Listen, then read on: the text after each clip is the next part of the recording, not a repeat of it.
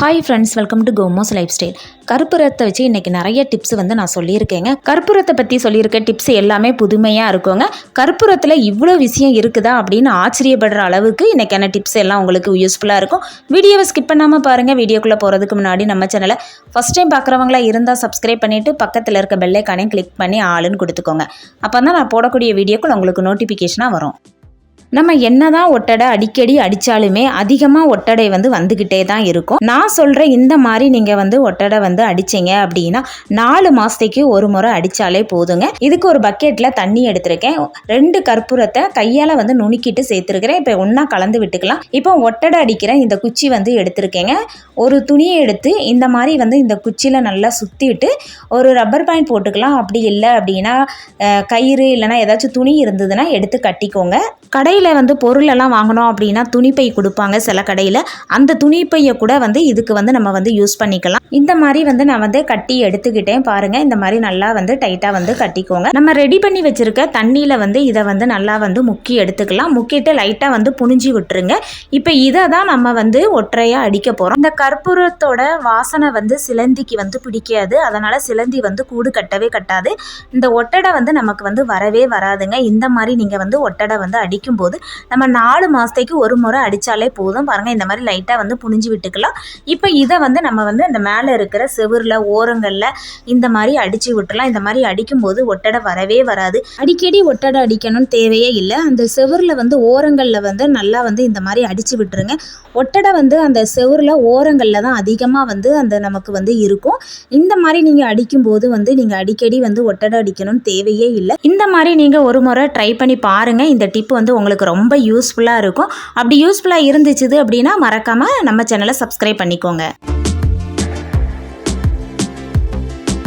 ஒரு tissue paper எடுத்திருக்கேன். இதில் 2 கற்பூரம் நான் எடுத்திருக்கேன். ஒரு கற்பூரத்தை கைட்டு இந்த மாதிரி நுணுக்கிட்டு எடுத்திருக்கிறேன். ஒரு கற்பூரத்தை நான் அப்படியே வச்சிருக்கிறேன். டிஷ்யூ பேப்பர் இல்லை அப்படின்னா ஒரு துணியில் கூட இந்த மாதிரி வச்சுக்கோங்க. வச்சுட்டு இந்த மாதிரி நான் மடித்து எடுத்துட்டு ஒரு ரப்பர் பாயிண்ட் போட்டுக்கிறேன். இப்போ இது எதுக்கு நம்ம யூஸ் பண்ண போகிறோம் அப்படின்னா, பீரோவில் நம்ம துணியெல்லாம் மடித்து வச்சுருப்போம். கரப்பாம்பூச்சி இந்த மற்ற சின்ன சின்ன பூச்சி எல்லாம் நம்ம துணியில் போய் உட்கார்ந்துக்கிட்டு அந்த துணியே பார்த்தீங்கன்னா நாஸ்தி பண்ணி வச்சுருக்கோம். கற்பூர பொட்டணத்தை நம்ம துணிக்கு கீழே இந்த மாதிரி வச்சுட்டோம் அப்படின்னு துணியும் ஒரு நல்ல மனம் வரும். அதே மாதிரி மற்ற பூச்சிகளுமே பீரோலுக்குள்ளே போகவே செய்யாது. கண்டிப்பாக ட்ரை பண்ணி பாருங்க. உங்களுக்கு இந்த டிப்பு ரொம்பவே யூஸ்ஃபுல்லாக இருக்கும். இந்த கற்பூர பொட்டணத்தை நம்ம யூஸ் பண்ணுற ஹேண்ட்பேக்லையும் வைக்கலாம். ஹேண்ட்பேக்கில் வைக்கும்போது நல்ல ஒரு தெய்வீக மனம் நம்ம ஹேண்ட்பேக்கில் இருந்து வந்துக்கிட்டே இருக்குங்க. கண்டிப்பாக நீங்களும் இந்த மாதிரி கற்பூரத்தை ஹேண்ட்பேக்கில் வச்சு பாருங்கள். ரொம்பவே யூஸ்ஃபுல்லாக இருக்கும். கரப்பாம்பூச்சி அதிகமாக இருக்கக்கூடிய இடம் கிச்சன் தான். கிச்சன் சிங்குக்கு கீழே இருந்து தான் கரப்பாம்பூச்சி வர ஆரம்பிக்கும். கிச்சன் சிங்கில் கரப்பாம்பூச்சி மட்டும் இல்லை, மற்ற பூச்சிகளுமே நமக்கு வரதுக்கு நிறைய வாய்ப்பு இருக்கிறது. இப்போ மழை காலம் அப்படிங்கிறதுனால நிறைய பூச்சி வரும். அதுக்கு இந்த மாதிரி ஒரு கற்பூரத்தை நீங்கள் கிச்சன் சிங்கில் போட்டு விட்டுட்டீங்க அப்படின்னா கரப்பாம்பூச்சியும் வராது, மற்ற பூச்சிகளுமே வரவே வராது. கற்பூரம் தண்ணியில் கரையாது, காற்றுல தான் கற்பூரம் கரையும். இந்த மாதிரி கிச்சன் சிங்கில் கற்பூரத்தை போட்டு பாருங்க. கரப்பாம்பூச்சி வராது, மற்ற பூச்சிகளும் வராது. வாஷ் பேசின்லேயே இந்த மாதிரி போட்டு விட்டீங்க அப்படின்னா நல்ல மனம் வந்துக்கிட்டே இருக்கும். கண்டிப்பாக ட்ரை பண்ணி பாருங்கள். ஒரு பக்கெட்டில் தண்ணி எடுத்திருக்கேன். இதில் 1 ஸ்பூன் கல்லுப்பு சேர்த்துக்கலாம். கல்லுப்புக்கு பதில் பொடி உப்பு கூட சேர்க்கலாம். ஆனால் கல்லுப்பு சேர்க்கறது ரொம்பவே நல்லது. ஒரு 1/4 டீஸ்பூன் மஞ்சத்தூள் சேர்த்துக்கிறேன். 2 கற்பூரம் எடுத்திருக்கேன். கையில் வச்சு இந்த மாதிரி பவுடர் பண்ணிட்டு சேர்த்துக்கலாம். உப்பு சேர்க்கறதுனால நம்ம வீட்டில் எப்போவுமே பாசிட்டிவ் வைப்ரேஷன் இருந்துக்கிட்டே இருக்கும். மஞ்சத்தூள் கிருமி நாசினிக்கு ரொம்பவே நல்லது. கற்பூரம் ஒரு தெய்வீக மனம் நம்ம வீட்டுக்குள்ள வந்துகிட்டே இருக்கும். இப்போ இது கூட நீங்கள் வீடு துடைக்க எந்த லிக்விடு சேர்த்துக்குவீங்களோ அந்த லிக்விடை கொஞ்சமாக சேர்த்துக்கோங்க. நான் லைசால் சேர்த்துக்கிறேன். சேர்த்துட்டு எல்லாத்தையும் இந்த மாதிரி ஒன்றா நம்ம கரைச்சி எடுத்துக்கலாம். கரைச்சி எடுத்துட்டு இதை நம்ம மாப்பு போட்டோம் அப்படின்னா இந்த தண்ணியில் நம்ம வீடு நல்ல மனமாக இருக்கும். ஒரு தெய்வீக மனமும் நம்ம வீட்டுக்கு இருந்துக்கிட்டே இருக்கும். கண்டிப்பாக இந்த மாதிரி நீங்கள் மாப்பு போடுங்க. மாப்பை தண்ணியில் நல்லா முக்கிட்டு புனிஞ்சிட்டு இப்போ மாப்பு போட்டு காட்டுறேன். வீடும் பார்த்தீங்கன்னா நல்லா பளிச்சுன்னு இருக்கும். அதே மாதிரி நல்ல மனமாகவும் இருக்கும்.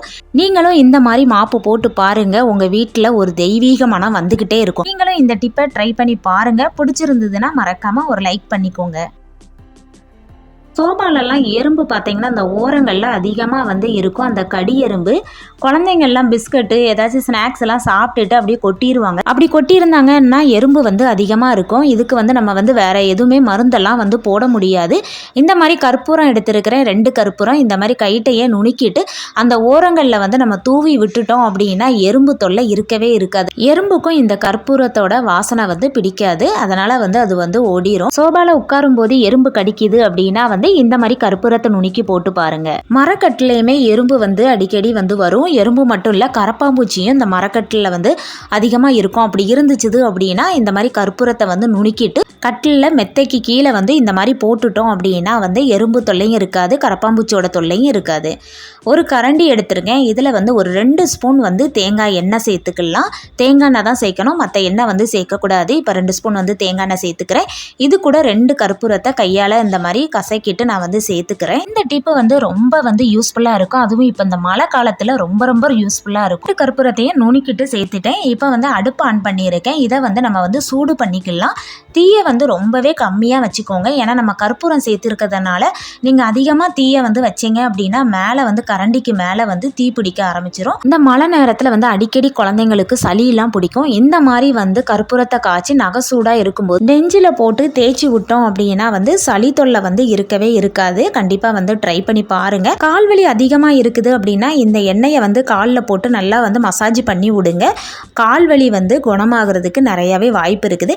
கிராமத்துலலாம் வந்து இன்னுமே வந்து இந்த கற்பூரத்தை வந்து தேங்காய் எண்ணெயில் காய்ச்சி போட்டுக்கிட்டு தான் இருக்காங்க. யாரெல்லாம் வந்து இந்த மாதிரி வந்து போடுவீங்க அப்படிங்கிறதையும் மறக்காம கமெண்ட்ல சொல்லுங்க. அடுத்த டிப்பு, ஒரு அகல் விளக்கு எடுத்திருக்கிறேன், வேப்ப எண்ணெய் எடுத்திருக்கேன். இப்போ இந்த அகல் விளக்குல இந்த வேப்ப எண்ணெயை சேர்த்துக்கலாம். உங்ககிட்ட வேப்ப எண்ணெய் இல்லை அப்படின்னா மற்ற எந்த எண்ணெய்னாலும் சேர்த்துக்கோங்க. அது கூட வந்து காஞ்ச வேப்ப இலை இருந்தால் நல்லா கையில் வந்து நல்லா கசக்கிட்டு நீங்கள் வந்து சேர்த்துக்கோங்க. இப்போ 2 கற்பூரத்தை இந்த மாதிரி கையில் கசக்கிட்டு இதில் வந்து நான் சேர்த்துக்கிறேன்.